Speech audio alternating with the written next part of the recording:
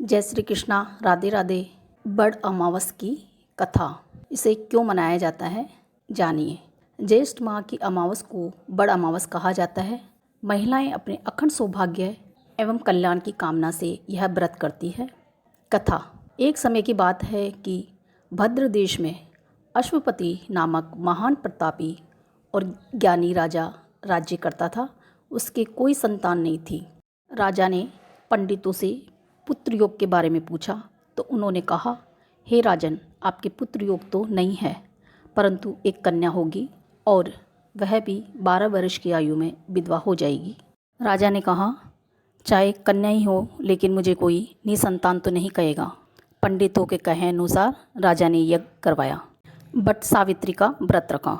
उसी के प्रताप से कुछ समय पश्चात उन्हें कन्या रत्न की प्राप्ति हुई, जिसका नाम उन्होंने सावित्री रखा। समय बीतता गया, कन्या बड़ी होने लगी। जब सावित्री को वर खोजने के लिए कहा गया तो उसने धूम्रसेन के पुत्र सत्यवान की कीर्ति सुनकर उन्हें पति रूप में वरण कर लिया। इधर यह बात जब ऋषि नारद को ज्ञात हुई तो वे राजा अश्वपति के पास आकर बोले, आपकी कन्या ने वर खोजने में निसंदेह भारी भूल की है। सत्यवान गुणवान तथा धर्मात्मा है, लेकिन वह अल्पायु है। 1 वर्ष पश्चात उसकी मृत्यु हो जाएगी। नारद जी की बात सुनकर राजा अश्वपति उदास हो गए। उन्होंने अपनी पुत्री को समझाया कि ऐसे अल्प आयु व्यक्ति से विवाह करना उचित नहीं है, इसलिए तुम कोई और वर चुन लो।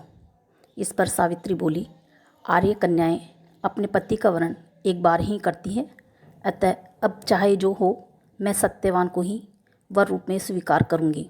सावित्री के निश्चय को सुनकर नारद जी ने अश्वपति को समझाया कि तुमको सावित्री का विवाह सत्यवान से ही कर देना चाहिए। इतना कहकर नारद जी अपने स्थान को चले गए। राजा अश्वपति विवाह का समस्त सामान और कन्या को लेकर वृद्ध सचिव सहित उसी वन में गए, जहाँ राष्ट्र से नष्ट अपनी रानी और राजकुमार सहित एक वृक्ष के नीचे धूम्रसेन रहते थे। अंत में विधि विधान पूर्वक सावित्री और सत्यवान का विवाह संपन्न हो गया। वन में रहते हुए सावित्री अपने सास ससुर की खूब सेवा करने लगी। समय व्यतीत होता गया, लेकिन सावित्री नारद जी की भविष्यवाणी को ध्यान में रखते हुए एक एक दिन गिनती जा रही थी। उसने जब पति का मरणकाल समीप आते देखा, तब 3 दिन पहले से ही वह उपवास करने लगी। तीसरे दिन उसने पितृदेवों की पूजा की। वही दिन नारद जी का बतलाया हुआ था।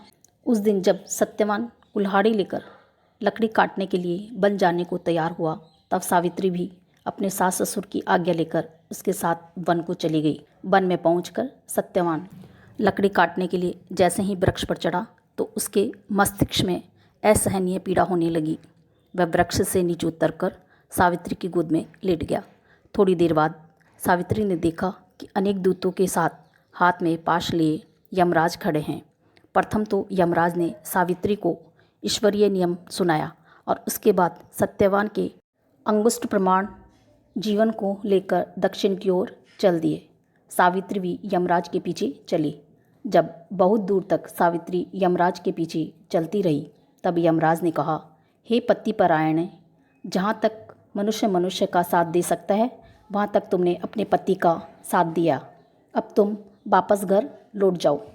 यह सुनकर सावित्री बोली, यमराज, जहाँ तक मेरे पति जाएंगे वहीं मुझे जाना चाहिए, यही सनातन सत्य है। यमराज ने सावित्री की धर्मपरायण वाणी सुनकर वर मांगने को कहा। यमराज की बात सुनकर सावित्री ने वर मांगा, मेरे सास ससुर अंधे हैं, उन्हें दिव्य ज्योति दें। यमराज ने तथास्तु कहकर उसे लौट जाने को कहा, लेकिन सावित्री उनके पीछे चलते हुए बोली, भगवान, जहाँ मेरे पति देव जाते हों वहाँ उनके पीछे चलने में मुझे कोई श्रम या कष्ट नहीं हो सकता। एक पति परायण होना मेरा कर्तव्य है। दूसरे, आप धर्मराज हैं, अतः सत्य पुरुषों का समागम भी थोड़े पुण्य का फल नहीं है। सावित्री के ऐसे धर्म एवं श्रद्धायुक्त वचन सुनकर यमराज ने पुनः वर मांगने को कहा।